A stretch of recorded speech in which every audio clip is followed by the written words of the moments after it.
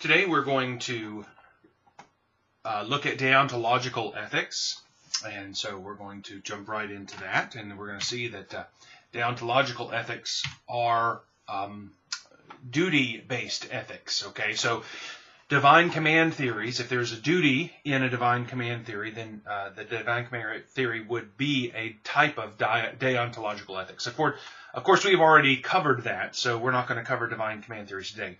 We're going to look at two other types. The first is intuitionist theories, both act and rule-based versions of that, and then reason-based deontological approaches. So the first one we're going to look at is intuitionism. And intuition, if you know what that word means, it's a way of knowing that is not necessarily based directly on sense experience or reason. It is a kind of it's a kind of appearing to know what is the thing to do. So for intuitionism, the right thing to do or the right rules to live by can be discovered by considering our deepest intuitions, so our understanding of how the world is. And for intuitionism, the right thing seems clear, or the right things can seem to appear to be right in the same way that when you glance out your window and you see the grass, if it happens to be in the spring or the summer time of the year, it appears green. You don't have an argument for why the grass is green. It just appears to be green because it is green. Or the leaves on the tree, or the color of your walls. You don't have arguments for these things. They appear to you to be that way. And so for intuitionism, the argument is, or the claim is, that ethical claims, moral claims, are also things that we can know as the world appears to us. And so we would see what is the right thing to do. The Act-Deontological Approach we see by Joseph Butler, who is Bishop of Durham, and you see his date, 1692 to 1753. And here's a quote we have from him. "Any plain, honest man, before he engages in any course of action, ask himself, is this I am going about right, or is it wrong? I do not in the least doubt that this question would be answered agreeably to truth and virtue by almost any fair man in almost any circumstance." So Butler is saying here that if we are honest and plain with people, and we look at any particular action, should I take this money that doesn't belong to me, or should I leave it? Should I take this food that doesn't belong to me, or should I leave it? He says if he has no doubt that that question would be answered agreeably to truth and virtue by almost any fair man in almost any circumstance. So in other words, he's saying that we would all see, almost everybody, if we're being fair and honest and plain, that we would see what the right thing to do is. And so if we have conflicts over what the right thing to do is, somebody's not being fair, they're not being honest, or maybe it's a very unusual circumstance, but the idea that just knowing what to do would appear to people, they would just apprehend it or understand it, is what's being advocated for in this Act-Deontological approach. So that's an interesting thing to consider, that we just happen to know the right thing to do in certain circumstances. We don't necessarily have all these rules that tell us this. It just appears to us what is the right things. We know it intuitively, or we know it by intuition. And so this is the Act-Intuitional approach. And it says Act-Deontological, but this is an Act-Intuition approach, really. So that's interesting. But notice in Butler's dates, he was a Bishop of Durham, so he's obviously in England during this time period. You've got a lot of similarity in the way people think. You've had a strong Christian presence for a long time, and so most of the population would have very similar ideas and ideals. And so maybe it was easy for Butler to say that we should just know what to do because perhaps we have been shaped in a certain way where people share a lot of the same values and customs and things like that. So that's the Act-Deontological approach. And looking at it, our Act-Intuition approach, and as we looked at it a little more closely, we can discover by reflection what we should do in every circumstance. And our conscience should be our guide. So, but this is the type of thing, according to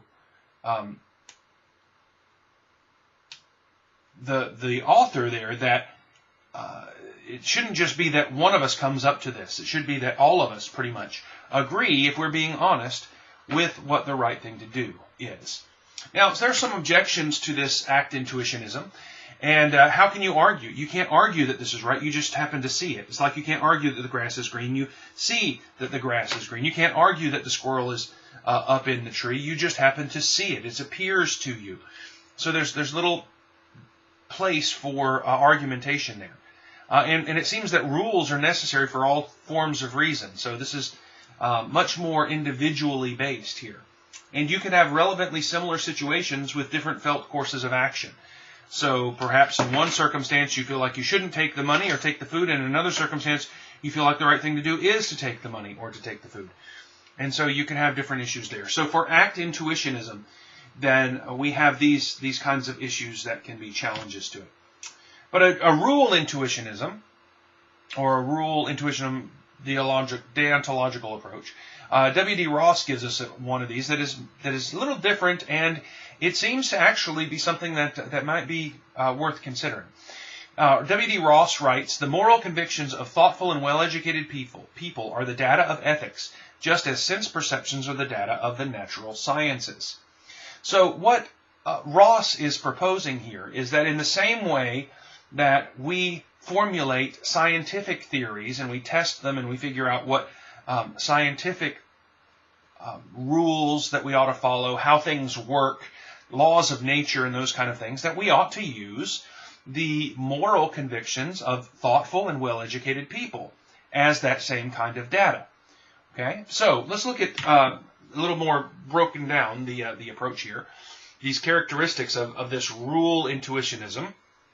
Although they cannot be proved, the moral principles are self-evident to any normal person upon reflection. So that moral principles that we have, they appear to us. They are self-evident. We see them when we maybe not that they just appear to us, but that as we understand things, we just see what is the right thing to do.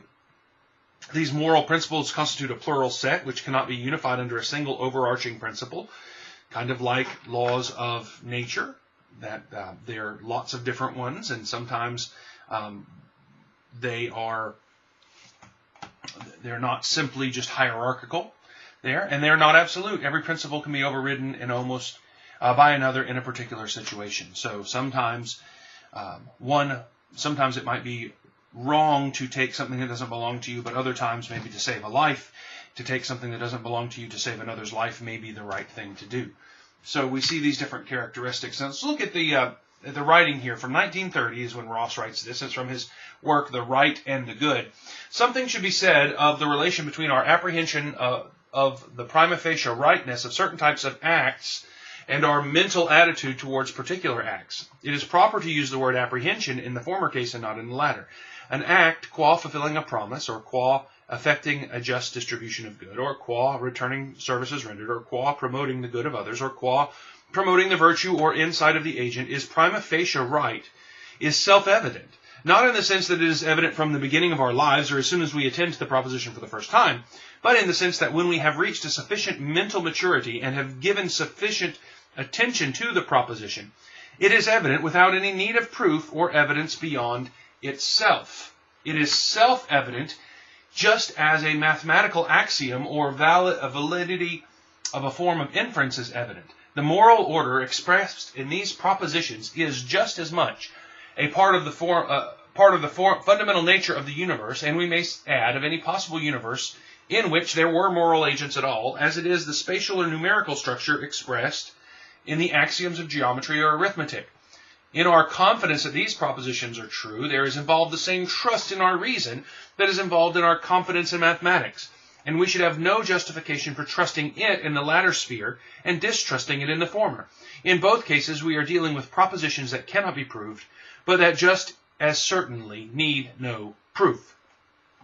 So, let's go back and look at what this says here. So, what Ross is saying, that there's certain things that we understand are the right thing to do. So if you make a promise that the right thing to do is to fulfill it.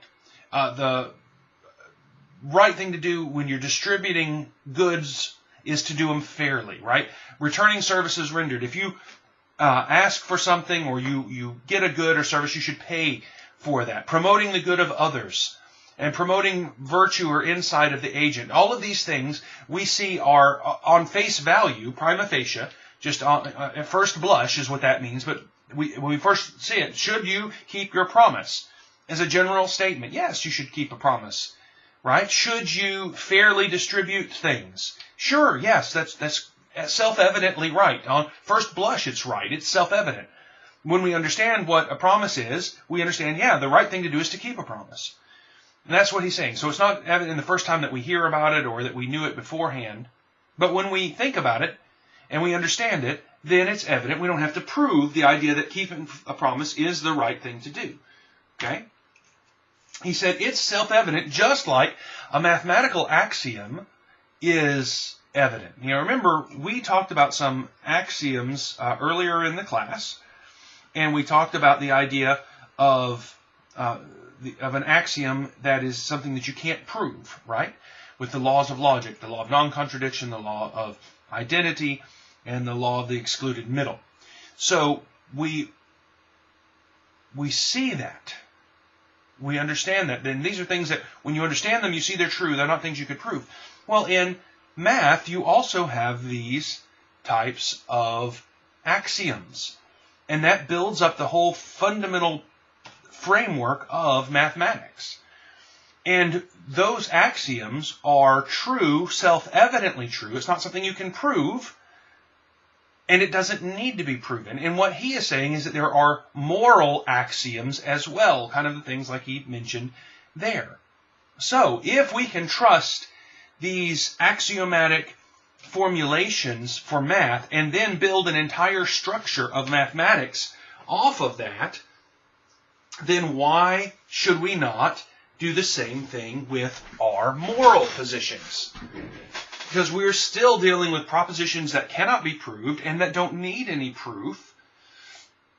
So, what he is saying here, taking all of this together, is the same way you would build up, say, geometry or trigonometry or something else from these axiomatic statements.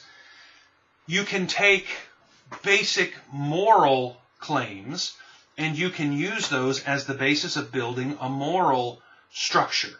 And then if we go back a couple of slides to these moral convictions of thoughtful and well-educated people are the data of ethics, just like sense perceptions are the data of the natural sciences, what he's saying there is, just like if you were to do biology or physics and you would go out and observe the universe and you would take readings and you would formulate theories and you would test them, you would be gathering data from the natural world, from your natural senses in scientific work.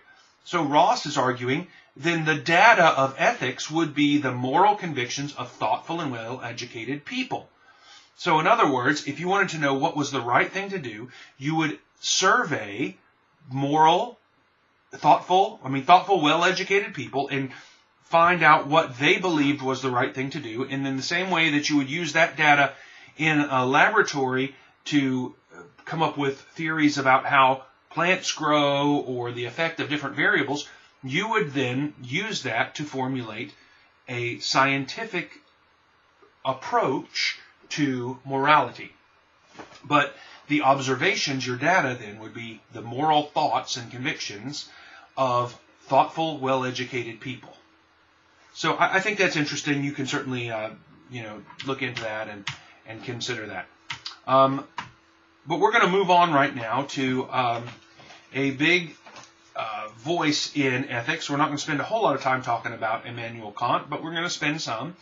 And Kant has a rule-deontological system that he advocates. You see his date, 1724 to 1804. He's a German Enlightenment philosopher. They say you can't talk about ethics without talking about Kant. So he is just very important to the whole ethical field.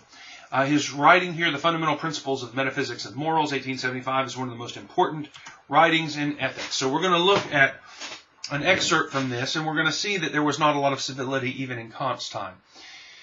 He writes, every empirical element is not only quite incapable of being an aid to the principle of morality, but is even highly prejudicial to the purity of morals. For the proper and inestimable worth of an absolutely good will consists just in this, that the principle of action is free from all influence of contingent grounds, which alone experience can furnish. We cannot too much or too often repeat our warning against this lax and even mean habit of thought, which seeks for its principle amongst empirical motives and laws. For human reason in its weariness is glad to rest on this pillow, and in a dream of sweet illusions, in which, instead of Juno, it embraces a cloud, it substitutes for morality a bastard patched up from limbs of various derivation, which looks anything like anything one chooses to see, and it only not like virtue to one who has once beheld her in her true form. So, what Kant is saying here is that empirical elements cannot be used to help us form moral principles. Okay, now, there's a big skirmish, if you will, or fight between the empiricists and the rationalists. And Kant is a rationalist. And others, like John Locke, are empiricists. So the empiricist version of ethics we have talked about previously was utilitarianism. And Kant is arguing against it. He says these empirical elements are incapable of helping you with morality. And he said it's even highly prejudicial to the purity of morals. For an absolutely good will is an important part of this. Okay? And that has to be free from influence of contingent grounds, which alone experience can furnish. And so he says that these empirical methods are lax and even mean habits of thought, which seeks these empirical motives. And he says it's lazy, for human reason in its weariness is glad to rest on this pillow. And in a dream of sweet illusions, it substitutes morality for a bastard patched up from the limbs of various derivation. So he is arguing that all of his empiricist friends, all his utilitarian, and probably friends is not the right word, but these utilitarians have a bastardized, patched up of limbs of various derivation form of ethics that doesn't look anything like virtue. So it is something that is completely unvirtuous, and it's ugly, and it's like a Frankenstein patched together of things. And it's not at all virtuous or good or moral. So he's very much attacking the empiricists from a rationalist position. So the rationalists tended to side with Kant, and empiricists would have been following something like a utilitarian model of ethics. And you can see that there's not a lot of love between the two camps. But what Kant says is that morality is not contingent but necessary. Now, and we may have touched on contingency versus necessary earlier in the class, but something is contingent if it could have failed to exist, or if it could be different than it is. Something is necessary if it is impossible for it to be different than it is. We're not going to spend much time talking about that now, but that is a concept in philosophy that is used in a number of different ways of arguing about things. Reason is sufficient for establishing moral law as something transcendent and universally binding on all rational creatures. So by Kant saying that morality is necessary, and that reason is how you figure out what it is, then he's saying morality is the way that it is, and it could not have been different. However, for the utilitarian, or for those who use contingent bases to determine morality, then if reality had been different, morality would be different, because it would be contingent or dependent upon whatever the reality was. But since morality, according to Kant, is necessary, it has to be the way it is, and it could not be anything different. And goodwill here is the only absolute good. All other intrinsic goods can contribute to evil and are only morally viable if accompanied by goodwill. So this is what Kant is saying. You might do a good action, or you might perform an action that we would consider good, but if it is not attributed or is not connected to goodwill, then it's not necessarily good. In fact, some things that would appear to be good could actually be used for evil, unless goodwill accompanies it. So the intention that accompanies the action is important for determining the morality of the action. Now, Kant goes on and describes a categorical imperative, and this is the basis, the big thing that you need to pay attention to for discussing Kant, the categorical imperative. What categorical imperatives are their intuitive, immediate, absolute injunctions that all rational agents understand by the virtue of their rationality. So because people are rational and they can think, then we can and should understand what is right using this approach. Okay? And the maxim for this, or the slogan, if you will, is act only according to that maxim, by which you can at the same time will that it would be a universal law. So that is going to be the key phrase that you associate with Kant and his categorical imperative.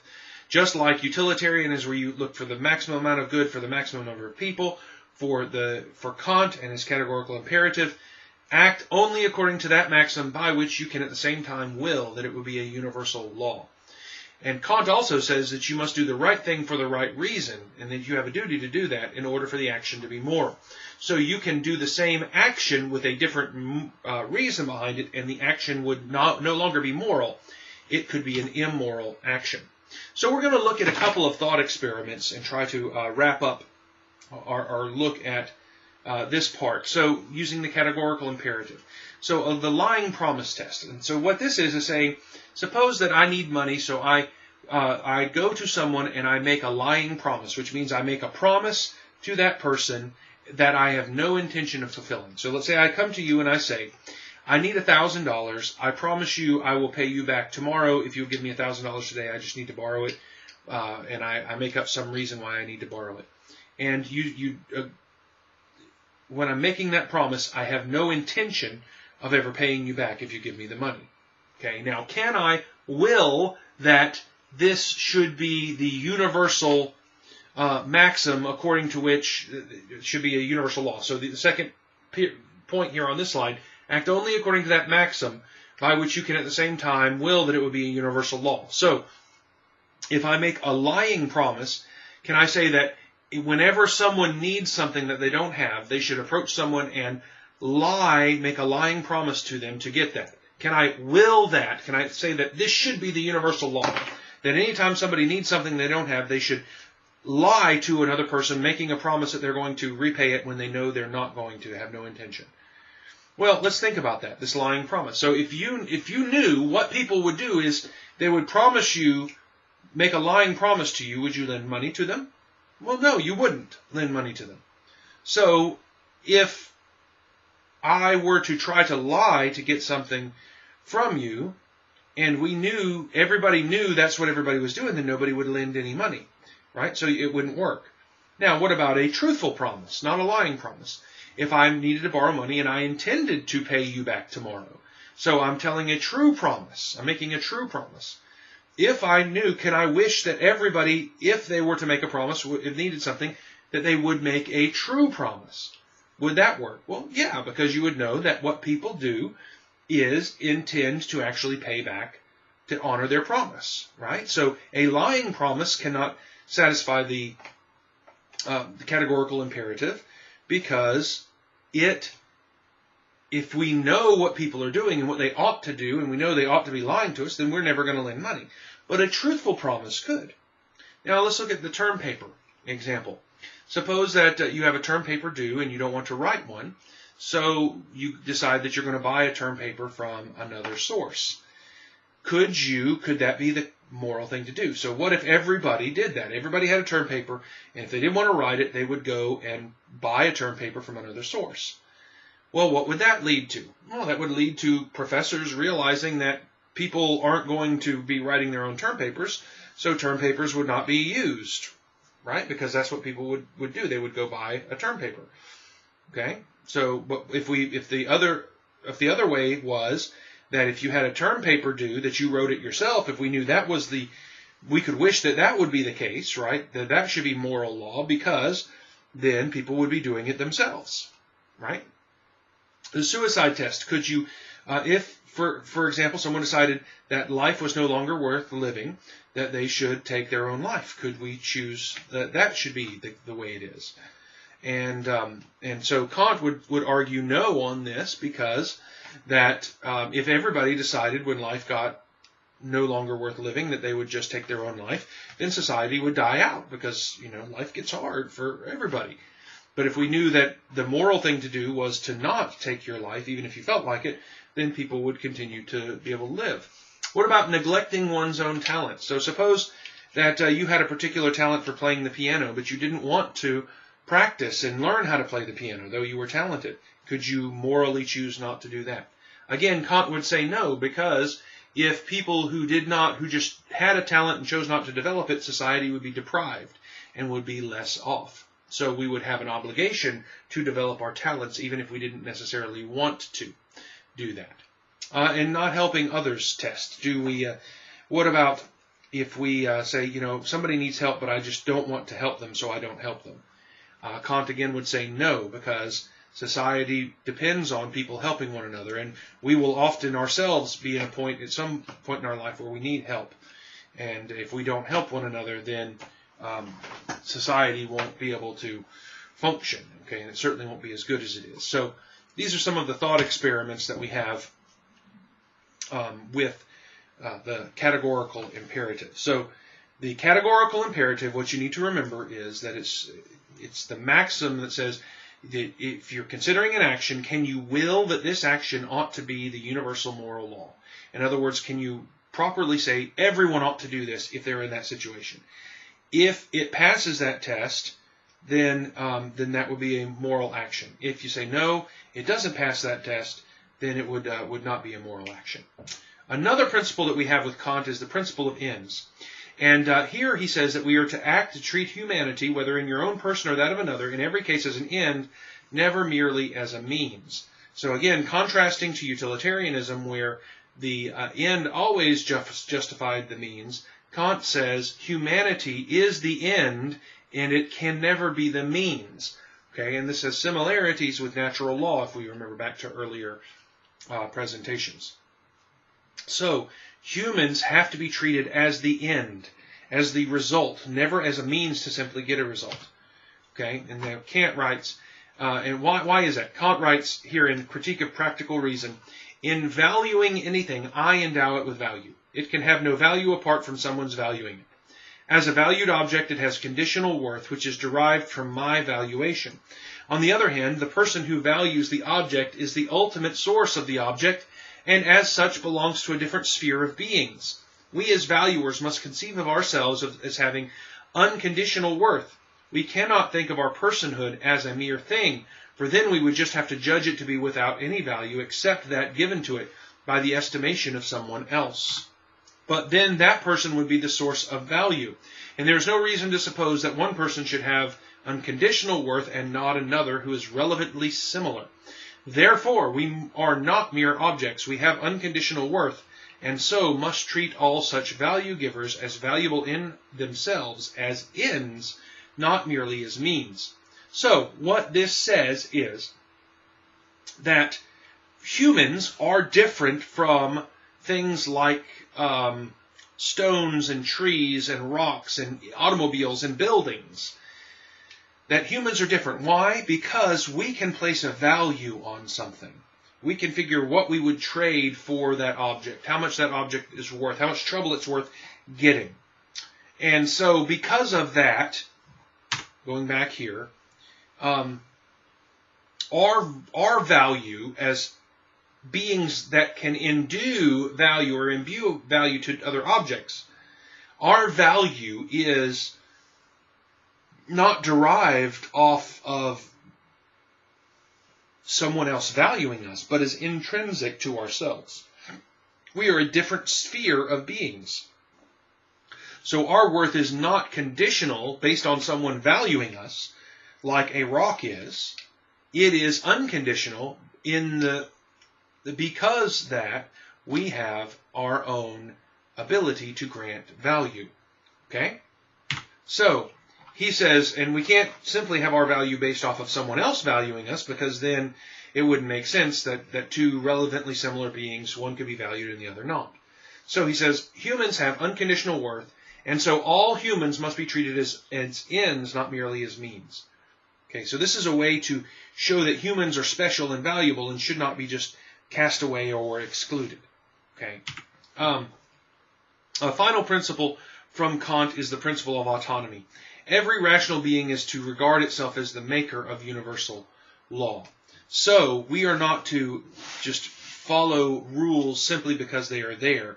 We are to see that we have a responsibility to determine what those rules should be. Now, using reason and the fact that these rules are necessary doesn't mean that we should all come to the same rules, okay? Because ethics is, and morality is necessary for Kant.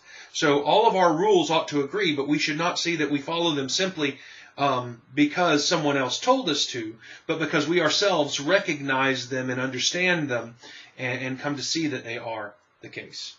Okay, so this wraps up our discussion on deontological ethics. I'll see you in the next video.